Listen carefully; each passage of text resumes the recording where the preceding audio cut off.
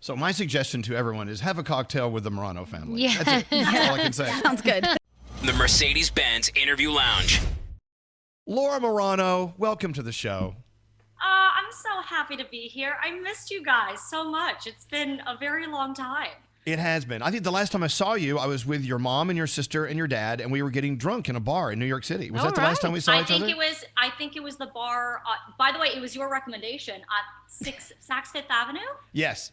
Oh, the bar at Saks Fifth Avenue. Oh, that's great. Amazing. It was fantastic. You would love it. The best time. Yes.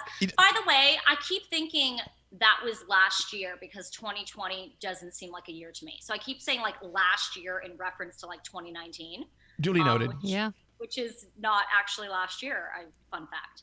What's great about the bar at Saks Fifth Avenue, it has a door in the back that goes right into the women's shoe department. Did you remember that? Oh, that seems like quite a setup. I know. You get drunk and then you go shopping. That Exactly. just seems like... That's how they get you. I remember when we were there once, and I remember the sales guy said to me, oh my gosh, there's a woman that just left. She had summer shoes sent to her summer house and winter shoes sent to her winter house. And I said, how much did she spend? He's like, oh, honey, I can't even tell you. I was like, oh my, people live like this. Well, we decided to make a whole, because you joined us for drinks, and then I think you had to go somewhere. So then we went upstairs for dinner, and there was a bottle of wine that we did not get. There was a bottle of wine that I am joking was for $4,000. And I was like, out. Who orders this? The same people with those shoes. Right. I was like, that is bananas to me. Yeah, we don't need that to get drunk. I will tell you this. I love going to Saks and coming home. Hey, what'd you buy? A martini. Yeah. All right, we got stuff to talk about. Friday, you are releasing your new deluxe EP. It's called You. Yes. So you've been working on this for a while. Didn't you do a concert up on your roof or something? What was I smoking pot? Yes, what did I say? No, you weren't. So yes, I feel like, man, this You era has been in the works for, I feel like almost 2 years, a year and a half. I officially released the original EP in October. I did a virtual You tour. One of the shows was on my rooftop, doing things on a budget and safe. And this deluxe You EP basically features all of the songs from the You EP, but they're all duet versions or remixes. Basically, the whole idea of You has been this kind of thesis of there's two sides to every story. There's different perspectives of what happens between two people or multiple people. And so I thought, hey, how fun would it be to get other artists to get their perspective, their version on some of these songs. So that was the kind of genesis and the theme and concept behind the deluxe You EP. But it almost feels, Elvis, and I just feel like the Friday, it's almost my goodbye to this era. I've spent so long on it. I've lived through all these songs in so many different ways and every way possible that it's kind of this bittersweet moment that I'm so happy it's out, but I'm also like, it feels like a little bit like an ending of a chapter. By the way, Laura Marano is on with us. She's just turning us on. The deluxe EP You is out Friday. And something you guys may not know about Laura, you've written over 100 songs. I mean, yes. You've written a lot of songs. And you keep spitting them out. I mean, you just keep writing and writing and writing. So you must be ready to move on to the next 14 albums that are already written, right? Yeah, it's so funny. When I came to the studio a few years ago for my Me EP, and I remember you and I talking about it because I'd written a lot of those songs a little bit ago, which, by the way, some of the You songs as well, I wrote a few years ago.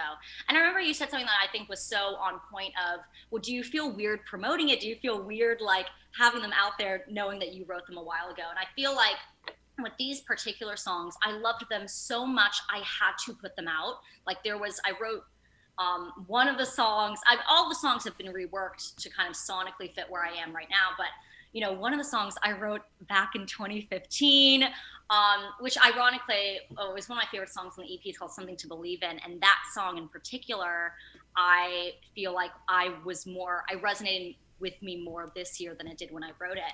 Oh, that's unusual. It's refreshing. in a way. Yeah, well, the whole idea of the song is being in a pretty dark place and having someone or something or some people bring you out of that place. And I feel like when we wrote it, we were just kind of like playing around, and I had never even been in a relationship at that point. I was just kind of like, I had a wild imagination. And this year, it was a really hard year for so many people that I just connected with it a bit more. But on that note, I am so ready to kind of get back in the studio and write and record. And I feel like I have a whole new chapter of stuff that I'm excited to kind of write about and process through writing, if that makes sense. Yes. Another thing you may not know about Laura is she loves to work with her family. Your sister and your mom, the three of you, you're definitely the Musketeers. I mean, are you working on a new film for Netflix right now? Yes, we are in post right now. In fact, literally after this, I have a little bit of time. I'm gonna watch the newest version of the movie and give some notes. Yes, so from our first movie, which is such a different vibe from this movie, Saving Zoe, which is this really a movie we're so proud of. It's this darker YA, rated R movie that kind of dives into the world of online sexual exploitation. So from that movie, we are now doing a Netflix rom-com about a New York Italian hairstylist who falls for a prince of another country. So not totally the same kind of movie, similarity. I'm there for that. But I'm so excited. It stars Mina Massoud. You might know him from Aladdin. He was awesome. So handsome. Filmed it. So handsome, so talented. We worked and filmed it in New Zealand this year, so that was amazing.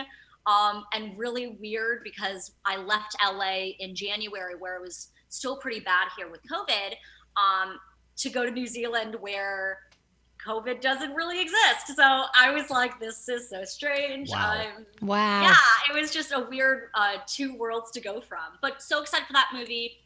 I don't know when it's coming out, but we're not done with it yet. We're in post-production. But my mom, sister, and I produced it. I got to star in it, and I'm really excited for people to see it. So I love that relationship you have with your mom and your sister, the working professional relationship, and of course the daughter-sister relationship. Is anyone in this room, Froggy or Gandhi or Danielle or Scary or me, would you be able to work with a sibling and your mom on a project? Not a shot. You would kill each other. No. Siblings, sure. Mom, there would be problems. No. Well, I Laura, can't go to dinner with my parents, and it doesn't. I know. I feel like we should talk about that. Yeah, I think I could work with Froggy's parents. Okay, good. You go ahead and do that. Well, Laura, the relationship you have with your mom and your sister is so great, and of course, drinking with you kind of shine the light on a few things. Sometimes I think you're more of a friend with your mom than you are a daughter. Or she's more of a friend than a mom. Because we were talking about some racy stuff at the table. I'm not going to name names. We were talking about one particular actor's penis. I don't know if you remember. Go on. No. Well, my family has always been very open. So what I would say is, no subject has ever been off the table with my family. That's a good thing or a bad thing. But it is funny. It's like, especially as I've crossed over as an adult. I started acting when I was 5. And now I am not 5. I am 25, so 20 years later. So I think when crossing into an adult, you kind of have to actively work on that professional adult to adult relationship versus kid to parent relationship. Vanessa and I think, have always have a pretty good relationship. Sometimes we fall a little bit into older sister, younger sister. So I think I have to do extra work in really asserting my individuality and my kind of adulthood a little bit. But I do think we are a really good team. I think it can be really hard sometimes working with family, and we all just want to kill each other.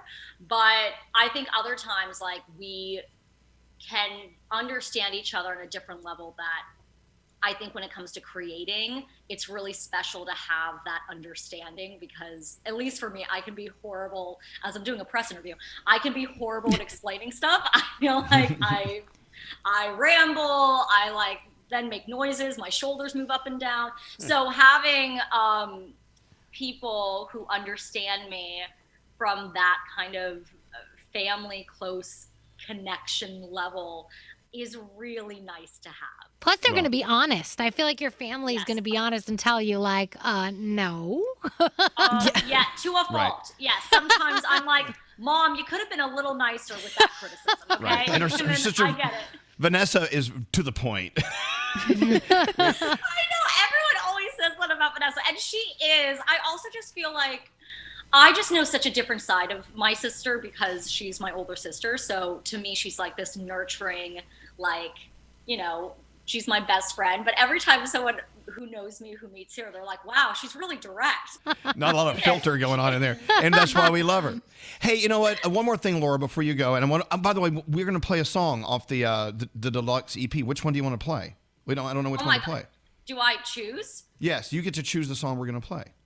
Oh man, I wasn't. Well, I don't know which one you want to. What you got to just your favorite. That Honest With You remix is one of my favorites. That Run remix hasn't been out yet, so that would definitely be a bit of a sneak peek. I love all of them so much. I feel like Elvis, between two songs you haven't heard yet, Honest With You or Run, you choose. Honest With You it is. Done deal. Now, wait. Tell the story about your dad. Her dad, Laura Marano's dad, is the coolest dude. And he's originally from Italy. He's originally from Italy, but I have to shout out, I feel like if any of my family in New York is listening, every once in a while when I'm on the show, I'll have my Uncle Vinny be like, you were on Elvis Duran. I was like, yeah, I was. I have a bunch of family in the Bronx, in New York. My whole dad's side of the family, except my Uncle Vinny, he was born in America. They were all born in Italy. My dad came over to New York when he was 13. Then he moved to LA when he was like 23, 24, which was a big deal. Like, he left the family to go across the country, which ironically, when I got my first place, the place I'm here, my only place, I'm like 30 minutes away from my parents' home. You would have thought to my dad and mom, I moved across the country, but I'm like, no, Dad, you actually did. I'm 30 minutes away. Right.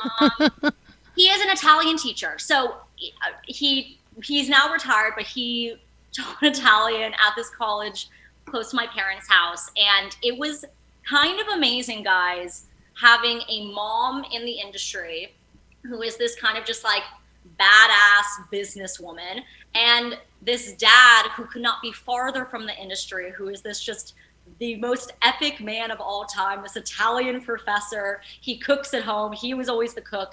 I was always confused when people were like, moms usually cook. I'm like, what? You're weird. Dads cook. Duh.